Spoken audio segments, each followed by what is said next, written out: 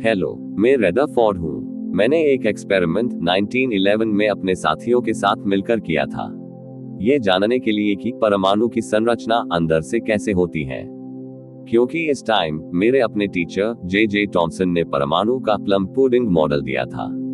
जे Thomson का मानना था कि परमाणु एक धनावेशित गोला है जिसमें इलेक्ट्रॉन जगह जगह पर धंसे होते हैं, वैसे ही जैसे एक तरबूज के लाल भाग में काले बीज होते हैं, जिसमें तरबूज के लाल भाग को धनावेश तथा इसमें उपस्थित बीज को ऋणावेश यानी इलेक्ट्रॉन माना गया था। मेरे टीचर जे टॉमसन का ये परमाणु मॉडल इस समय बहुत फेमस था। इस समय मेरे मन में ये था कि वास्तव में परमाणु अंदर से ऐसा ही होता है क्या। यही जानने के लिए मैंने गोल्ड फॉइल यानी स्वर्ण पन्नी प्रयोग किया था। चलिए इस एक्सपेरिमेंट के बारे में जानते हैं। मैंने इस प्रयोग में एक बहुत पतली सोने की पन्नी लगभग 2.1 गुना 10⁻⁷ मीटर की ली थी और इस पन्नी के सामने मैंने एक अल्फा कणों की बौछार करने वाले डिवाइस को रखा तथा सोने की पन्नी के चारों ओर एक 360 डिग्री की पार्टिकल डिटेक्टर फॉस्फोरेसेंट स्क्रीन रखी, जिसे आप अपनी फोन की स्क्रीन पर देख सकते हैं।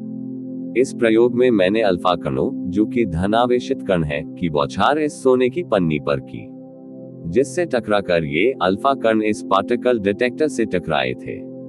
इनके टकराने से यह स्क्रीन कुछ चमक पैदा करती है, जिससे हमें अल्फा कणों की पन्नी से टकराने के बाद की लोकेशन का अनुमान लग जाता था।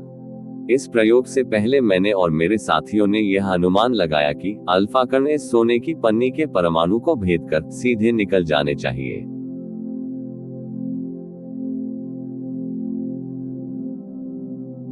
मेरे इस बात से कुछ लोगों को डाउट होगा कि यदि परमाणु धनावेशित गोला है और अल्फा कण भी धनावेशित है तो इनमें प्रतिकृष्ण के कारण अल्फा कणों का पन्नी के आर पार जाना असंभव हो जाना चाहिए।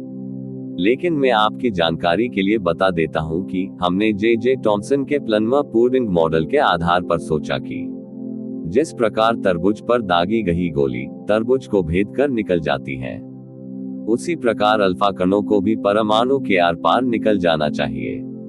लेकिन प्रयोग करने के बाद रिजल्ट्स कुछ और ही आ रहे थे।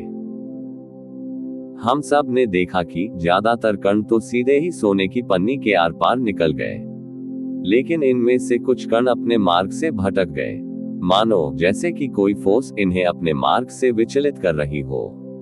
हमने गणना करके पता लगाया कि लगभग 99.86% कण बिना विचलित हुए सीधे निकले थे, लेकिन 0.14% कण अपने मार्ग से भटके थे, जिनमें से कुछ 1 डिग्री पर, कुछ 90 डिग्री तथा इससे ज्यादा पर, और 20,000 में से केवल एक कण 180 डिग्री पर विचलित होकर वापस उसी मार्ग पर लौट आया था। हमें बहुत हैरानी हुई थी जब ये अल्फा कण पन्नी से टकराकर पुनः हमारी तरफ लौट आया, मानो जैसा कि हमने एक बंदूक से गोली छोड़ने पर वो टकराकर वापस हमें ही लग जाए। इन सभी परिणामों के आधार पर हमने कुछ निष्कर्ष निकाले। पहला निष्कर्ष, परमाणु का 99.99% भाग खाली है, क्योंकि ज्यादातर अल्फा कण बिना विचलित के पन्नी से निकले थे। दूसरा निष्कर्ष, कुछ अल्फा कण अपने मार्ग से विचलित हुए, अर्थात इसका मतलब यह है कि धनावेश पूरे परमाणु में न फैलकर एक ही जगह में बंधा हुआ है। तीसरा निष्कर्ष, 20,000 में से एक अल्फा कण 180 डिग्री पर विचलित होकर वापस उसी मार्ग पर लौट आया, अर्थात इसका मतलब यह है कि धनावेश परमाणु के ठीक बीच में प्रेजेंट है। और इसी के साथ मैं और मेरे साथियों ने 1911 में ये जे टॉमसन के परमाणु मॉडल को गलत साबित करके अपना परमाणु मॉडल दिया था।